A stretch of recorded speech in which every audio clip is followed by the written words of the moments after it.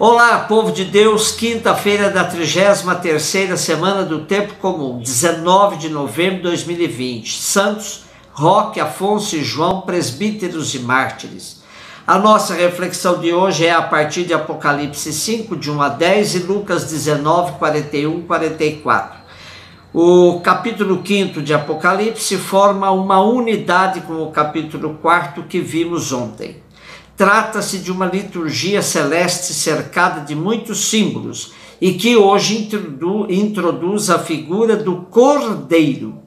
Para todo o livro do Apocalipse, o Cordeiro é de uma centralidade única, pois tudo gira em torno dele e é a vitória dele que dá esperança e rumo para as comunidades. O livro que aparece hoje contém os decretos divinos referentes aos acontecimentos dos últimos tempos. Está com 7 selos que serão deslacrados na sequência dos capítulos de 6 a 9, um por um. O leão de Judá, que achou meio de abrir o livro, rompendo os selos, tem uma equivalência com o cordeiro, que tem 7 chifres e 7 olhos. Como comenta a Bíblia de Jerusalém, o Messias, leão vencedor, se tornou o cordeiro sofredor, mas vitorioso. O título de cordeiro é recorrente no Apocalipse por mais de 30 vezes. É aquele que foi imolado para a salvação do povo eleito.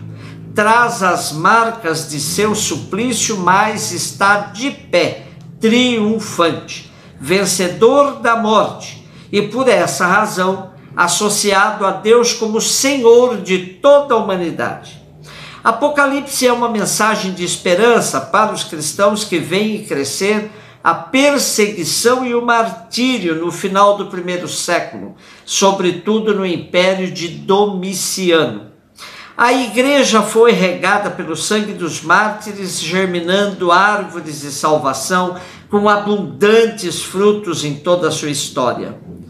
Como dizia nosso querido e já saudoso pastor Pedro Casaldáliga, uma igreja que se esquece de seus mártires não merece ser chamada de igreja do mártir Jesus. Hoje fazemos memória em nossa liturgia dos mártires jesuítas, um paraguaio e 2 espanhóis, Roque Gonçalves, Afonso Rodrigues e Juan de Castilho. 3 grãos de trigo que, caindo em terras latino-americanas, continuam dando espigas de mística e espiritualidade para as nossas comunidades. Lucas 19, 41, 44. Lendo atentamente o Evangelho segundo Lucas, constatamos que há uma teologia do caminho, onde Jesus aparece sempre subindo a Jerusalém, como vemos desde o começo da narrativa de Lucas, que diz: Jesus tomou resolutamente o caminho de Jerusalém. Quando estava bem perto dela, Jesus a viu e chorou, lamentando a recusa que Jerusalém tinha feito à paz messiânica que ele quis dar a ela. Jesus também lamenta a cegueira de Jerusalém e fala sobre a destruição da cidade. Na história vemos Jerusalém sendo destruída pelo menos 3 vezes, sitiada 23 vezes, atacada 52 vezes, capturada, recapturada outras 44 vezes. A parte mais antiga da cidade foi estabelecida no 4º milênio antes de Cristo. A primeira destruição ocorreu na 3ª deportação pelos babilônios no ano 586 a.C., pelos exércitos da Babilônia, comandados pelo rei Nabucodonosor. Depois, com a derrota da grande revolta judaica contra o domínio romano em 70, Jerusalém foi tomada pelas forças do comandante romano Tito. Outra vez as muralhas e o templo de Jerusalém, que o rei Herodes o Grande ampliara e embelezara, tornando portentoso, foram destruídos. E o resto da cidade voltou a ficar em ruínas. A destruição de Jerusalém, também conhecida como Cerco de Jerusalém, ocorreu durante o governo do imperador romano Vespasiano. Ainda em 135, o imperador Adriano mandou arrasar a cidade ao cabo da revolta judaica liderada por Simão. Esta foi a última destruição que colocou um fim de vez em alguma tentativa de reerguer o templo. Até a data atual, o templo de Jerusalém não foi ainda reerguido. Resta apenas um grande muro que cercava a região do antigo templo, popularmente conhecido como Muro das Lamentações. Como nos diz o exegeta jesuíta Jaldemiro Vitório, o pranto de Jesus sobre Jerusalém expressava sua frustração diante de um povo fechado à sua pregação e que relutava em converter-se diante de seus apelos. Embora Jesus tenha sido enviado pelo Pai como mensageiro de paz, tornou-se vítima do ódio e da perseguição dos destinatários de sua missão. Ele tinha à sua frente pessoas cegadas por um esquema mental tão rígido, a ponto de não abrirem espaço para a novidade do reino que lhes era anunciado. Pensavam ter encontrado Deus, mas se recusavam a acolhê-lo na pessoa de seu enviado.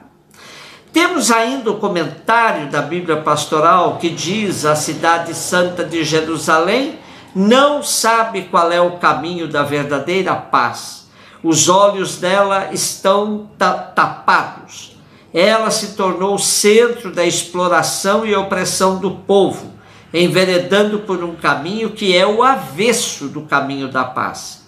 O anúncio de sua destruição é devido à rejeição àquele que poderia lhe dar a paz verdadeira, apontando caminhos de reestruturação, vencendo as injustiças e reassumindo os compromissos da aliança.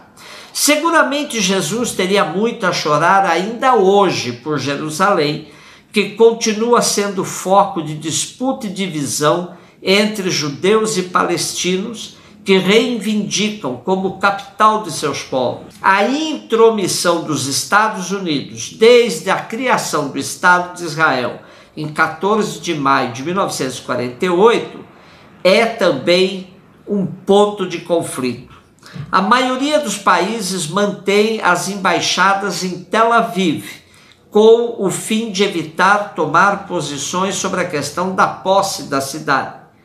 Mais recentemente, os Estados Unidos transferiram sua embaixada de Tel Aviv, capital financeira de Israel, para Jerusalém, colocando mais fogo na velha disputa.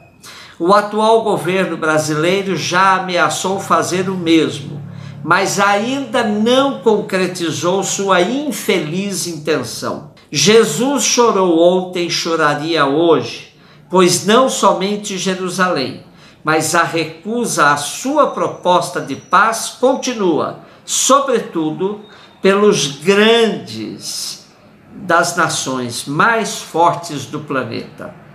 Como diz o Papa Francisco, a paz social é laboriosa, artesanal. Seria mais fácil conter as liberdades e as diferenças com um pouco de astúcia e algumas compensações. Mas esta paz seria superficial e frágil, não o fruto de uma cultura do encontro que a sustente. Integrar as realidades diferentes é muito mais difícil e lento, embora seja a garantia de uma paz real e sólida. Isto não se consegue agrupando só os puros, porque até mesmo as pessoas que possam ser criticadas pelos seus erros têm algo a oferecer que não se deve perder. Nem consiste numa paz que surja acalmando as reivindicações sociais ou impedindo-as de criar confusão, pois não é um consenso de escritório, nenhuma paz efêmera para uma feliz minoria. O que conta é gerar processos de encontro, processos que possam construir um povo capaz de recolher as diferenças. Armemos os nossos filhos com as armas do diálogo. Ensinemo-nos-lhes a boa batalha do encontro. Um beijo no seu coração.